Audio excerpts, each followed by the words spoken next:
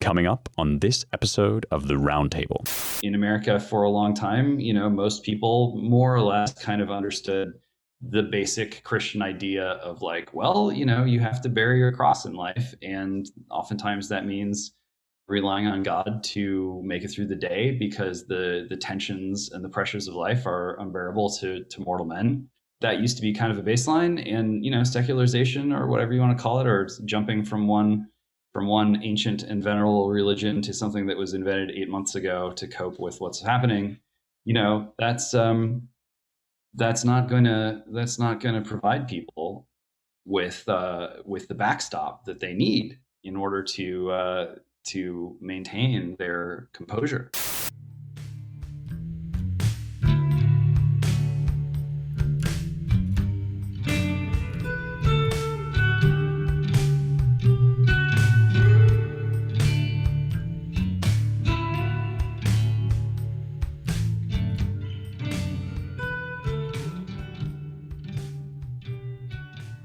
Hello, and welcome once again to the Roundtable, your weekly podcast from the editors and publisher of The American Mind. I am joined today by managing editor Seth Barron, editor James Poulos, and not by publisher Ryan Williams, who's out doing other important work. I am Spencer Clavin, features editor of The American Mind. And we have got a lot to discuss. It felt like for a while there was only Ukraine in the news, and now it seems that things are carrying on apace. Not particularly encouragingly, in this first story, we have a mass shooting in a Brooklyn subway station. I believe at this point that injuries are up to 19.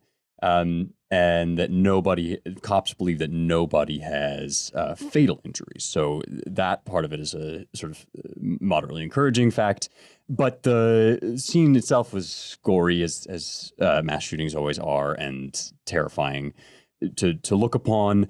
The suspect, who has now been apprehended, is this fellow named Frank James. And the sort of governing media narrative, of course, is quickly going to become that this was a sort of a disturbed individual that we don't need to interrogate much more deeply than that. And while it's certainly true that he seems to have been disturbed, there's also kind of a glaring elephant in the room, which was that the minute this shooting became public knowledge, as soon as it was circulating around Twitter, you had people leaping upon the story to in hopes that it would conform to their preferred racial narrative. One fellow took to Twitter to tweet with disappointment that it turns out James is a black man.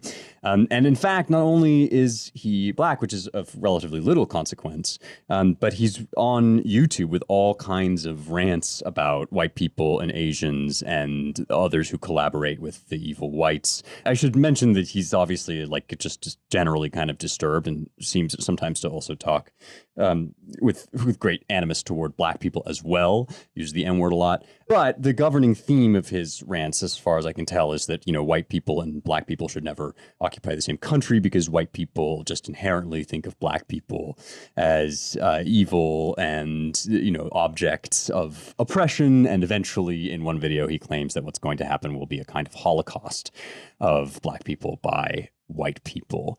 So the, obvious kind of narrative here, which will not become a governing theme of mainstream discussion, but which is clearly, merits some discussion here on this podcast, is that, this is a person who, in his disturbed ideations, basically, adopts the posture of many of our governing so-called intellectual elite. You read the way that, people lecture in universities. That one lady at Rutgers talks about, fantasizing about punching white people.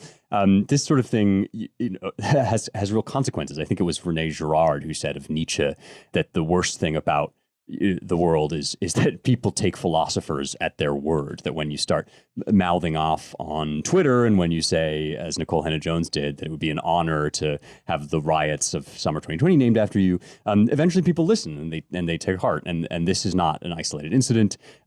We've seen already the event in Waukesha fellow who just mowed people down out of animus toward white people in general, sort of racial rage. Seth brought to my attention Quintez Brown, who was charged with shooting the Louisville mayoral candidate Craig Greenberg. Sorry, Louisville mayoral candidate Craig Greenberg. And in general, I mean, this is like, were we in a world where, reality was at a premium, we would be talking about the fact that this kind of irresponsible rhetoric on the part of our sort of racialist ruling class is trickling down into the halls and the minds of the disturbed who are acting accordingly. So we thought that, this merited some discussion, and I'll open it up to the group now. I mean, how long do you guys think before this event is completely obliterated from the pages of our newspapers? Well, he is facing, apparently, this guy, Frank James, not Jesse James's brother, but the new Frank James. I guess he is facing federal terrorism charges, which is good, I guess. I mean, I don't know. I mean, I think it'll be remembered, at least in New York. It'll be difficult for it to be erased, but locally, it's like a bad look for the NYPD in certain ways. Like, their response was not phenomenal. There was issues with the cameras in the subway system that weren't functioning. It's not going to be. It's definitely going to cast a pall over New York's attempts at recovery. What I think is interesting is that this comes I don't even think it was a full week ago that we had Secretary Mayorkas of Homeland Security reiterating that the main problem in America, the biggest threat to the homeland, is white supremacy. And this is a key Biden Democrat talking point. All of January 6th, the whole January 6th commission, I'm convinced, is this effort to turn it into that the protest at the Capitol was really a white supremacist, revolute coup. But, we've been seeing this for years. I was thinking 20 years ago, when the Beltway snipers were shooting people, just killing people all over the DC area, the word went out, well, we're looking for white men, that white men would fit the profile. And that's who we're looking for. It turned out to be another, like a black supremacist, John Muhammad, part of the Nation of Nation of Islam guy. And so, who knows how many people died because they were committed to this narrative that certain types of terrorism are committed by white supremacists. I mean, the FBI apparently knew about Frank James and had their eye on him. He had a long arrest record, apparently. So I guess the question is, how long can this narrative of white supremacy go up, as the main problem in America, persist alongside the actual violence committed by black nationalists, black separatists, black supremacists. I mean, there was another case in Jersey City a couple of years ago where this couple took over a kosher grocery. They killed 3 people, and they were black Hebrew Israelites, black separatists, all of that. Look, I'm not saying that black supremacism or black separatism or black nationalism is, requires us to enter a state of martial law, but I would hope that people could at least recognize that it's out there and that it's a pernicious ideology, and not just some kind of like amuse, like the way Ketanji Jackson Brown said, oh yes, the black Hebrew Israelites, they're just like this, they're like a club dedicated to health food and veganism. Like, they're just this harmless type of like amusing, like hippie commune type thing. Well, not quite. Yeah, not quite in the same way that Antifa is not quite an idea. And it is a relief that this movement or basket of movements does not, as of this moment, present that kind of national level threat, which we have heard so much about over these many years, and which in case after case has been used as a justification and a pretext for developing, usually with blank checks, a surveillance state throughout the country. First, it was radical Islamic terror. That was plausible. We got the Patriot Act and a bunch of other stuff. More recently, it became, what the administration insists that it still is, which is white supremacist extremism, or whatever basket of bad words they are using today. And in case after case, Americans were conditioned, often willingly, to believe that, well, if we just get sort of the right machines in the right places, then we'll be able to put a stop to this or discourage it, or, give us the very best protection that's available. None of the mess of things like stop and frisk. We got to get human beings out of the equation. We got to get security cameras everywhere. We got to automate these things, and sort of biometric database so that everyone is identifiable at all times in all places. And it's been interesting that we haven't really heard a peep out of that crowd as a result of these recent grisly events. Not even to say, here's why it's an exception that proves the rule. There are major tensions here.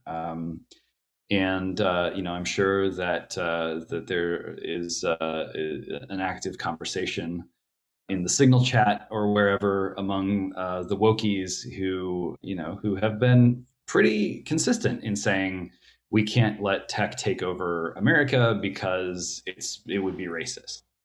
And this is the kind of instance where they would notch this as, obviously the bloodshed aside, as a win, as a certain kind of vindication, where we can't use these horrible events to encourage more surveillance and more automation of policing or whatever, because, well, that would be racist, even if the guy who is causing the trouble is his own sort of racist or ethno-nationalist or what have you. But the tensions in the social equation here are not going to go away, and it may be possible to sort of sweep this one under the rug. But at a time when the swing of events here technologically is giving people of all sort of ethnic makeups or identities a quote unquote excuse to become the Joker, as they say online today, and just sort of have that psychic break and go nuts.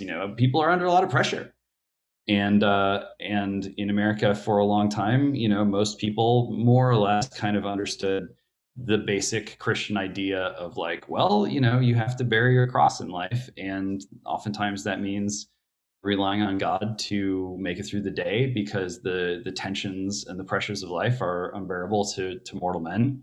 That used to be kind of a baseline. And secularization, or whatever you want to call it, or jumping from one ancient and venerable religion to something that was invented 8 months ago to cope with what's happening, that's not gonna provide people with the backstop that they need in order to maintain their composure. So maybe this one will be swept aside. It's hard not to see how these kinds of things will continue unless and until a more powerful kind of authority, whether it is temporal or spiritual, reestablishes itself. Yeah, I mean, one of the things that religion and faith do, for better or for worse, is they condition what you're able to see, and they teach you to see things in a certain way. I mean, this is why faith is repeatedly described as a form of vision, right? I once was blind and now I see. That old idea is not because like the rods and cones in your eyes are somehow adjusted, but because the governing narrative that you're taught essentially to filter information through is really important. You happen to find $5 on the side of the road exactly when it was you were on your last dime, and you either think of that as just the random serendipity of a meaningless universe, or as the providence of loving God who's just like throwing you a break, and that that filtration system isn't limited. People think it's limited to like, oh, well, religious people, like they just have this confirmation bias and they simply see everything as more evidence of their pre-existing dogmatic convictions. But of course, that's simply a description of being a human being, and manage sifting through the vast amount of disorganized information that we receive every day. Like all people, because we have brains and because we use logic, like all people have presumptions about the overarching scheme of the world, and they filter the facts that come down to them through that overarching scheme. And as James is saying, like, if you jettison the scheme which says, ultimately a loving and providential deity has a plan even for your suffering, and indeed is present to and in that suffering and can be found in it if you are, if you have the grace and the strength to live through it, but instead like to sort of recondition everybody's major narrative to be not even necessarily like, oh, get whitey, but just simply that like reality, politics is a zero-sum game, and anything that is going wrong in your life is the consequence of some form of theft or rape that happened either in history outside the reach of your lifespan, or otherwise outside the reach of your control, because it was done by people who were sort of systematically more powerful than you and irrevocably over you in every way. Then, of course, like, what are you going to invite people to do if not to, frame the events of their lives in terms of some kind of scapegoat that needs to be redressed and attacked at all costs? Like, it just doesn't, eventually when you tell people this is what you get. You get the kind of pressure cooker that causes people to lash out, be it along racial lines or along some kind of political line. And this is only greater pretext then for the state to step in and say, well, in order to stop this sort of thing from happening in the future, we need more. We need more surveillance, more lockdowns, more careful attention and monitoring of your everyday interactions, because you obviously can't be trusted to just do life without violence.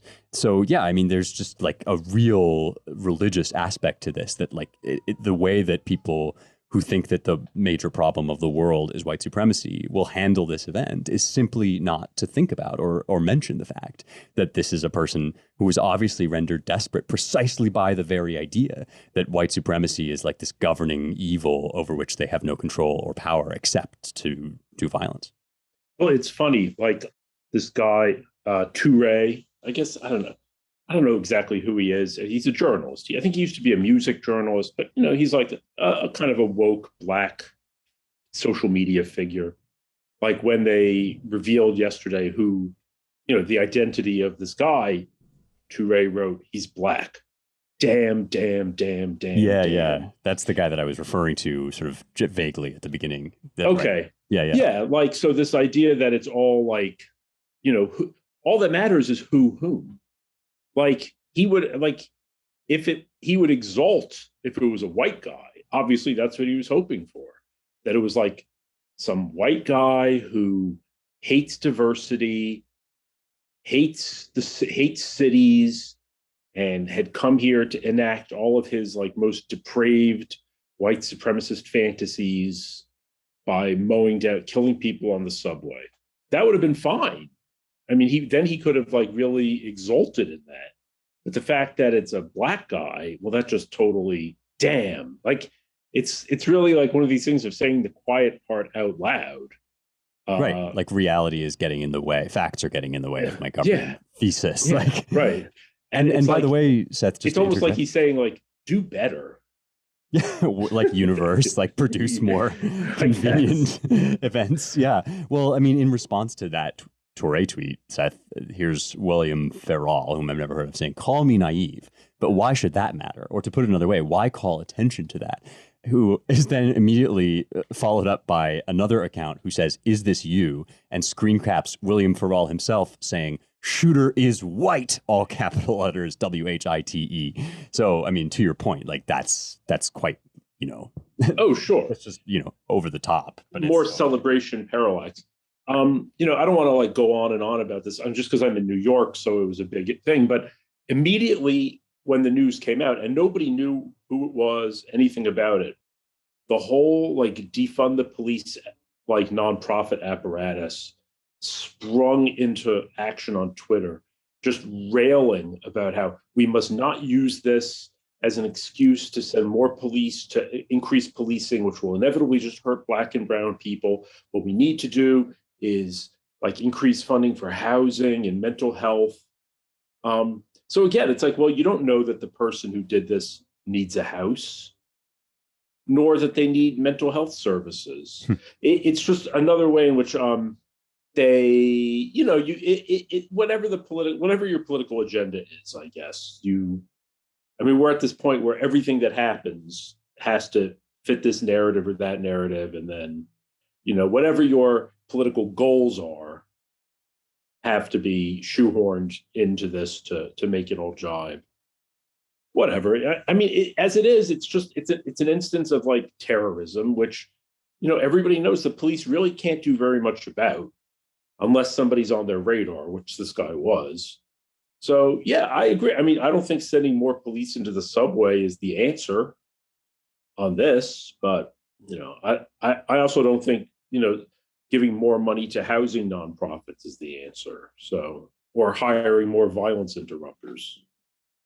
Yeah, well, people really are casting about for that kind of governing framework that can house the just absolute barrage of information that's coming in every day. You know, you log onto the internet and you're just completely drowned in this deluge of like fact after fact with no, you know, real clear connections drawn between them, and with a press that is doing its best to obscure what connections are obvious and do exist. I mean, part of the daily intellectual job of a human being these days is just to dig oneself out of the epistemological trench that one finds oneself in. It's not like you start from like square one or from point zero. It's like you've actually been made dumber by these incredibly simplistic hero virtue vice narratives that come out of the media, and then you have to kind of like unscramble your brain from those and then try to make sense out of everything, all the while without the governing sense-making narratives that have obtained and have given people hope and strength for, you know, generations. So it's like, yeah, if you take away all of the, you know, good, true, and beautiful ways of accounting for the confusion that is just daily human life, and then you add in this ceaseless stream of data that's just constantly pouring over people's heads, and you say like, you know, and the only way to make sense out of this is by some form of, you know, scapegoating and hatred, then like you're going to drive them a little bit insane. Like people can't live without some set of higher truths according to which they organize the facts that swim into their ken. And it's like, you know, the ones that are currently on offer are not a recipe for success, no matter what you think the actual, you know, whether you think more cops or fewer cops or whatever the solution is. Like people are just not actually thinking in those terms. They're thinking in terms of like, how can I wrestle this impossible chaos into some form of narrative submission? And the tools that are available to them for that are like really rudimentary or indeed even counterproductive. Yeah, well put. Well, in that case, having solved the problems of the universe in that dimension, or in fact, having solved no problems, let's talk about China. We haven't really mentioned this yet on the cast in detail, but we're publishing some pieces about it on the site now, so it seems like a good opportunity. Our feature, which is ongoing as we speak, we're rolling out pieces in response to David Goldman, who made some remarks at the National Conservative Conference. His remarks were about China and the Fourth Industrial Revolution. We have published them under the headline Beating China. So you can go to our feature section and start reading some of that material. But basically, Goldman's argument is that, you know, China's 5G capacities, which it effectively, you know, kicked into hyperdrive during COVID, not only allowed it to escape COVID lockdowns faster than any other developed country, but are also now being put to, you know, wide use in agriculture and industry and so forth. In much the same way, Goldman argues that like DARPA projects were transitioned into public use in the form of the internet that we all now know and love, and other digital technologies, the kind of guns and butter theory that if you invent something for state use, then you can apply it to private industry and vice versa. The idea here is that, you know, 5G has basically enabled a so-called, so to speak, quantum leap in Chinese capacity. And the only way for America to compete is with an industrial policy, which he recognizes as kind of a scary word. But he writes that this is within limits and moderation. The way to kind of get back at China or to get a leg up on China is to ditch the obscure fantasies of woke theology and instead pour effort and initiative and incentive into R&D for better tech. And into good old-fashioned American innovation, driven in part, at least, by high-skilled immigration. So that's Goldman's argument. We're hosting some discussion about it on the site, but we wanted to just talk about it also with this extra wrinkle, which is on the COVID front, that in Shanghai, they've been under lockdown now for, I think, like 2 weeks. And Goldman's point about the high-tech capacity that they brought to bear on this stuff is really terrifyingly illustrated. I mean, we think that like we're in a bad way. We think Australia is in a bad way. Like, fair enough. But if you just Google Shanghai lockdown, you will find things like, drones telling people they can't leave their house and they need to control their soul's desire for freedom. I mean, this is like, don't leave the house for any reason at all. And it's getting harder and harder for people to like order food. I saw one video of somebody waking up at 5:30 in the morning and trying so desperately to refresh the page on their online grocery store order that they had taken a Theragun, one of those like vibrating massage devices, and they had put it on top of their thumb so that it would press the button as quickly as possible. So that's the situation. I mean, leaving aside the economic dimension of it, that's the situation on the ground for citizens under this sort of highly technocratic 5G Chinese regime. But we wanted to just talk over kind of Goldman's call for industrial policy and in general, like, while all this Ukraine stuff's going on, what ought we to be thinking about China? Important questions. I'm glad that we were running this for a couple of reasons. One is I guess it was last year at this point. Was in a seminar with some Lonsdale World people, and David was one of two leaders of that seminar, and we got to get down into the weeds of dirigiste economic policy, as it was once known, the idea that the state should direct the economic policy. And it's true that the situation with which we are faced today regarding China is one that does not analogize terribly well to other sort of great power competition phases in world history. China has never been this assertive, some might say aggressive, in foreign affairs. Its ambitions have never been so globalized or transcontinental even. And all of this is really made possible by the fact that China has been so successful at developing and deploying digital technology on an industrial scale. And without the kinds of complications or maybe inner conflicts that have bedeviled technological progress in the US, whether for good or for ill, or probably both in most cases. And so if you're a US policymaker and you're trying to figure out, how, not just how to respond to China's behavior at a strategic level, or even how to respond to the use of actual geopolitics by China, which is something that many US policymakers seem to have completely lost any sensibility for. But to do so under conditions where America's elite basically created a plan to beat China, and that plan was to allow China to rise peacefully. And what that meant was to penetrate Chinese markets, penetrate Chinese culture, and beat China not through force of arms or even through realpolitik, just by colonizing its socioeconomic system. And get rich in the bargain. And many of our elites, or whatever you want to call them, they did make lots of money, but then they found out that in fact China made even more money than they did, and so net they were the losers. This is all very painful. Policymakers need to do something. There needs to be some sort of exercise of statecraft here. So what is it going to be? And and I think David makes as good of a case that can be made, that the answer is to floor the pedal on technological development. in order to set America on a lasting digital footing domestically, and then to prevent China from reintegrating all of Asia and probably most of the smaller outlying continents into a Chinese operating system, basically. I think that's a pretty powerful argument as arguments go.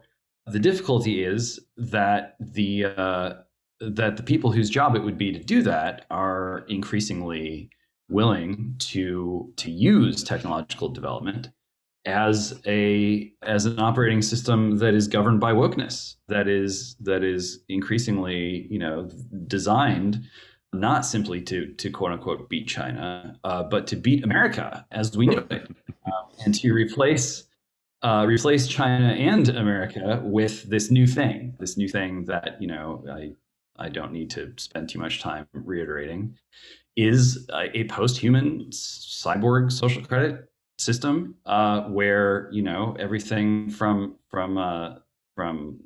using technology to transform your biological body in the most radical of ways, to institutionalizing a caste of sort of priests of this new order, is all facilitated by technology. And the question of, is it possible to stop that from happening if you decide that America's only recourse is to floor the gas on technological development? That's an important question. And it underscores the fact, I think it is a fact, China's determination to push so aggressively to re-architect a global order instead of just sticking to its own territory, which it has done for so many centuries, is because they made the determination that the sort of cyborg West had pushed so far and was so bent on transforming the world and transforming humanity through technology, that it had little choice but to go on offense. I see similar things going on with regard to policymaking in Russia. And this stuff is very old, and lots of Americans don't really have respect for things that are that old. That just goes in the basket of ancient hatreds or, toxic masculinity or whatever. So many excuses. But meanwhile, reality begs to differ. And so what is needed, is something that is very hard to achieve right now in the US, which is a new elite that is capable of advancing digital technology on American shores, in a way that does not just allow us to avoid a global digital war, although to some extent that's already happening, but allows us to revitalize and reinvigorate America in a way that keeps America recognizably American. This is a commercial republic, and commerce is the lifeblood of the American spirit. And to use technology to create a system that really, de-industrializes America or automates all of American industry, that creates a new priestly caste that imposes an official religion on us that is incompatible with our way of life and our form of government and our humanity. That stuff I don't think that graft is going to take, and I don't think that's a viable solution to the bid for global domination that China and its allies are making. So, time's short, and I think there's still some gas in the tank, but it's going to take work. Yeah, and it's I really like a lot of those formulations, James. I mean, it just seems like, is there any appetite or desire among our elite to really contest China? Or have we already essentially thrown in the towel? I mean, what would it take? Because to reindustrialize America would mean that the kulak class would be re-empowered. You would give like white heartlanders with like skill sets the opportunity to get rich and retain certain, or regain like a cultural status. That's not in the cards for them. I mean, the Chinese system, for us to go up against the Chinese system,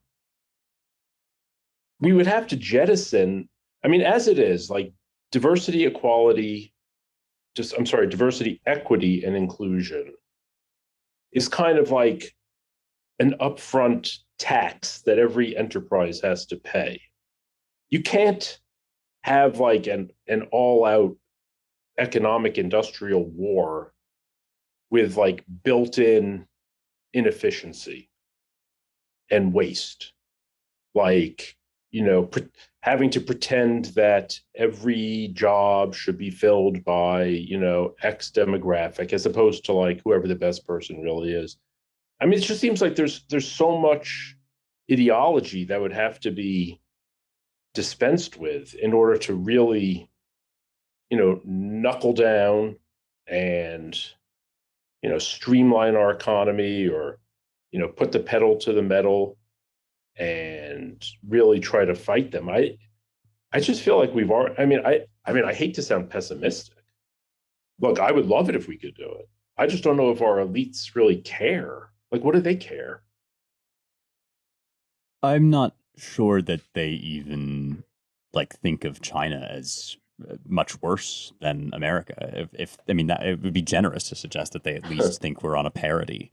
I think that like, there are there are people who talk about COVID policy as if they wish they could do what Shanghai is doing. Yes, as if, exactly. Right. Exactly. Like, wouldn't it be great if we could just finally get people to comply, damn it, and like lock them in their apartments, because it's really, this stuff is not going to end. It's not going to be over until you just obey. And so looking at the power that this technology has put into the hands of Xi Jinping and the CPC, like, I'm not so sure why, absent the performative need to kind of pay lip service to concepts that are politically popular or rhetorically powerful in American politics, like absent that, I'm not so sure why a Dr. Fauci or Joe Biden wouldn't just delight to make use of those sorts of powers. And if the answer is like, well, because they're commies, like, it's dubious, I think, to what extent like communism really is the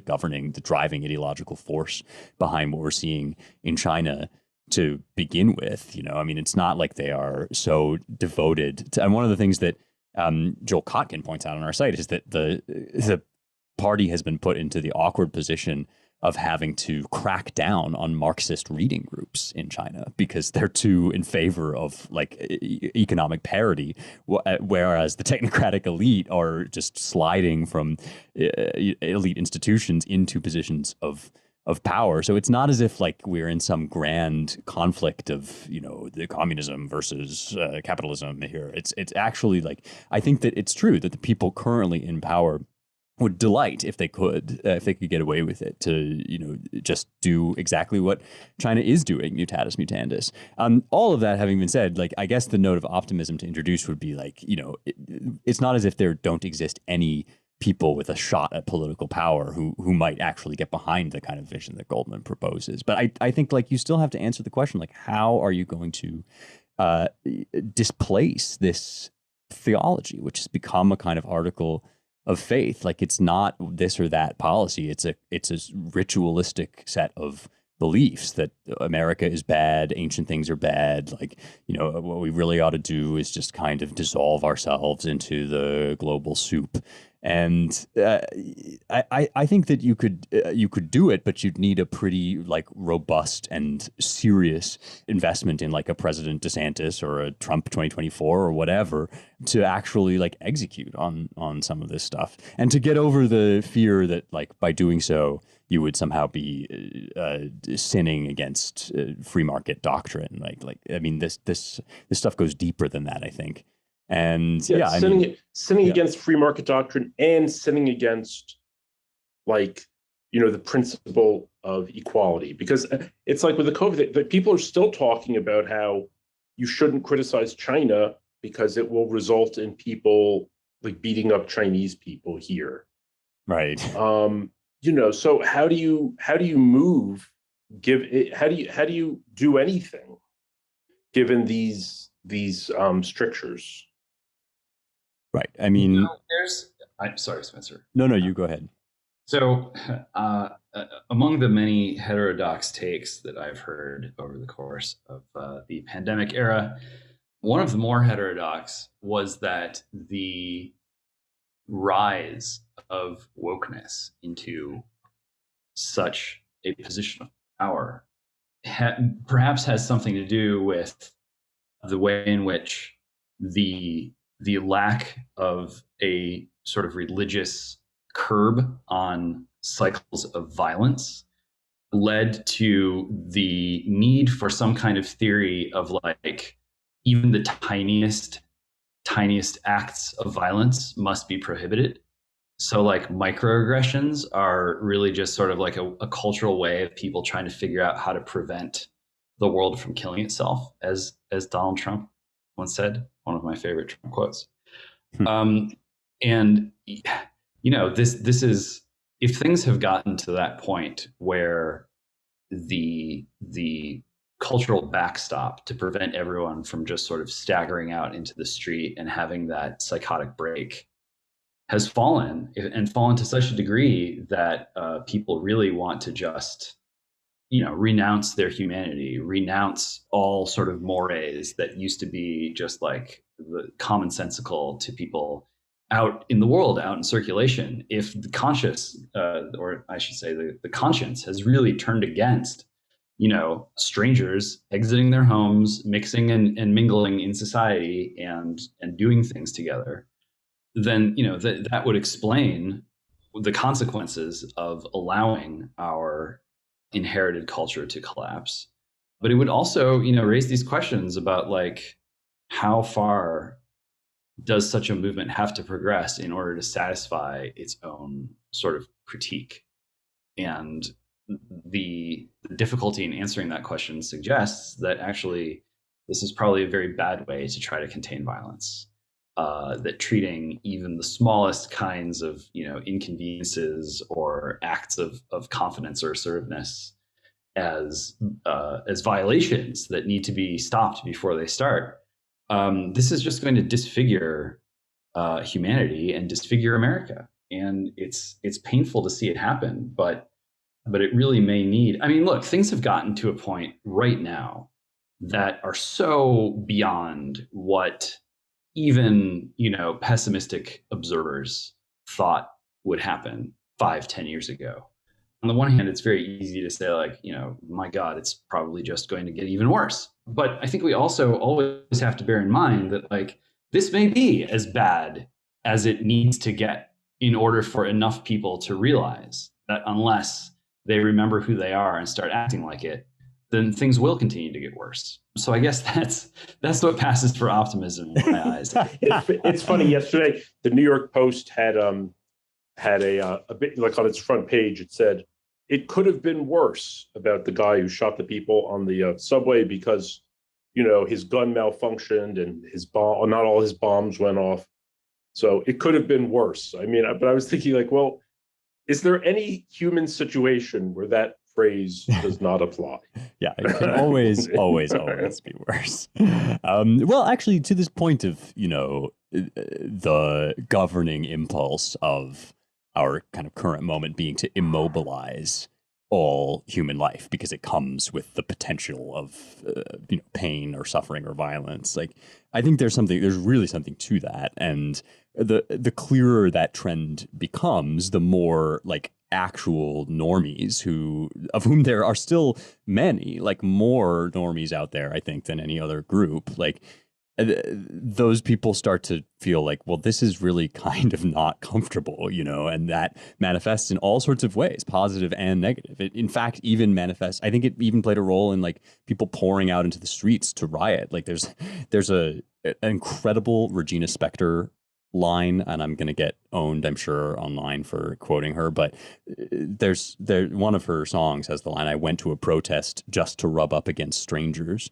And that's like a big feature, I think, of people just feeling so cooped up and chained by this ideology that they really, they've got to lash out any direction they can.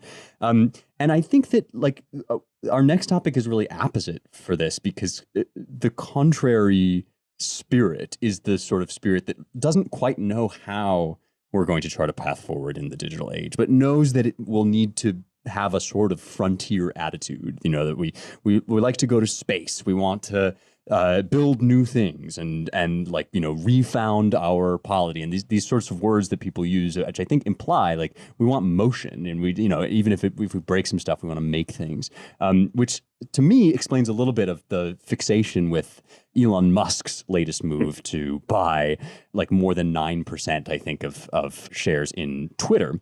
And this is the story been out for a while, and we kind of touched on it earlier, but there is a new development. Never has the number and lettering of a form been so significant.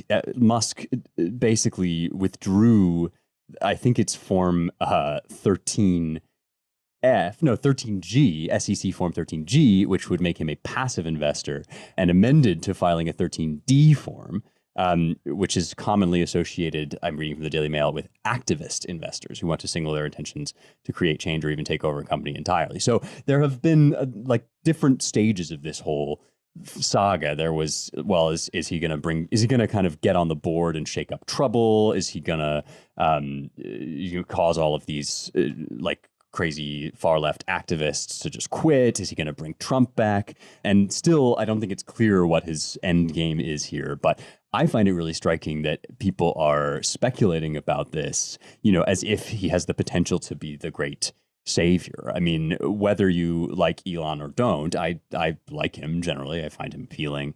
You know, it tells you something about the state of play, that people are really looking to like a technologist, a non-politician, to sail in and alter the things that really matter, namely the structure of the digital environments in which we come to play. Because that's, of course, you know, something that most elected politicians, if not all, are proving themselves pretty incompetent to even like deal with or think about. And so it may be that, in fact, you know, the biggest potential white pill would be the hope that, you know, if we really are ruled over by technocratic oligarchs, well, then maybe like the people can have a champion among them.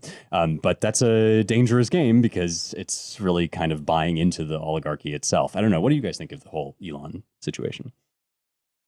I mean, I, you know, sort of instinctively appreciate the guy a little bit. Right. I mean, like Tucker Carlson last night was basically saying this could change America. This could save democracy. You know, I hope that ownership of Twitter isn't necessary. I mean, I just wonder, are we overstating the power of Twitter? I know it's very significant for the people who are on it. Like, and I don't know what percentage of accounts on Twitter are like essentially bots, like a lot. I don't know. It seems like kind of, it feels like, well, if you're the richest guy in the world, like, why not buy Twitter? You know, I mean, like, to him, he can buy the whole thing outright and still have plenty of money, you know, still run missions to Mars. So, you know, look, this is a guy who said that there's only a 1 in trillions chance that we're not living in a simulation. Okay. So, you know, to me, he's already bought into cyborg world. So I'm not so sure he's exactly the champion of, like, you know, the American way. I don't know. So, you know, if you believe that everything's a simulation, well, then yes, Twitter does determine the course of the republic. You know, then that makes perfect sense. But suppose it turns out Twitter is just like, you know, today's MySpace or whatever. You know, who's to say? It's just a website. James, I want to hear what you think about it. Well, you know, Twitter is hated by the people who use it most, and that seems to indicate that it is tremendously powerful. And the way in which its power is developing seems to be changing in accordance with the way that digital technology as a whole is developing, namely in the direction of a swarm that no one is sovereign over. The discourse on Twitter around the current thing is as good an example of that, I think. And it's been interesting to see at least some leading technologists really come out swinging against the current thing. And and implicitly criticize, sort of bureaucrats and journalists and established people, cultural police, for smothering the life out of American society through the use of the current thing as this kind of imperative that they do their best to program into everyone's minds. So one day it's this, and the next day it's that, and the only logic that ties it all together, isn't an ideological logic, if I can mangle a phrase, but is really just obeys the logic of the swarm. This is where all of the particles are flowing today. And so if you want to be part of the swarm, you have to flow this way. And, it's not going to be a sort of like rational discourse about why it's this today instead of that. That's much different from, the pre-digital use and abuse of truth and facts that you get out of something like 1984, where it's because Big Brother said that we've always been at war with East Asia, that that we're going to pivot on a dime and fanatically support what it is that we opposed yesterday. This is different, and I think that technologists who are attacking this are correct in their assessment of the power that is being wielded and the problem that it poses for them and for Americans generally, and for America as a country, as a civilization. Nevertheless, as you suggest, Seth, even a guy like Musk seems to have conceded the idea that, well, this swarm now exists, and rather than digging in our heels against it and being defeated by the swarm, we need to find some kind of modus vivendi with the swarm. And it appears that although he is, it seems to be firmly against establishing that modus vivendi by creating a new woke religion and using it to catechize the swarm and enforce the religion on the people. Nevertheless, his position is basically like, well, if you can't beat the swarm, you have to join it, and the only way to prevent AI from destroying our humanity is for us to just merge with these entities. I think that there's a lot of resistance in the United States to that train of thinking. And I think that there are many Americans who do not just resist it on sort of logical or principled grounds, but on the basis of habit and custom and mores and common sense and instinct. And when I reflect on that, it does seem to me that Americans are probably the worst suited as a people to become the guinea pigs for that kind of transformation. But there's no question that a certain faction in the US is really excited about being the very best possible guinea pigs for that transformation, and consider themselves to be moving humanity in the only direction left open to humanity, away from itself and into something else. So it's very difficult to sort of forecast how all this is going to shake out, because I think a lot of what's going to happen is going to hinge on people's, dark nights of the soul, sort of gut check moments, experiencing a kind of a breakdown of sorts, kind of hitting the wall of a moment where you go like, I just can't do this. I can't participate in this. I can't, if I cross this Rubicon, what will become of me? And experiencing, I guess at the end of the day, like a genuine salutary fear of what it is that irresponsible human beings can do in this world to themselves and to others, to their, to everything that they remember, to the world. Based on Elon's characterization of his current lifestyle as tech monastery, based on his break with his manic pixie nightmare girlfriend. Right. It seems kind of like there are two wolves in his head, and at a time when most, if not all, major tech CEOs seem more interested in becoming priests of the new religion than remaining actual CEOs, I think Elon evinces a tremendously encouraging sense of humor and a tremendously encouraging appreciation for the commercial character of American life and the necessity of commercial vitality to American sanity and generativity. So, it's still early days, in spite of the fact that so many people act like it's the end times. I am generally optimistic on this front, perhaps more so than I thought I would be a year or two ago.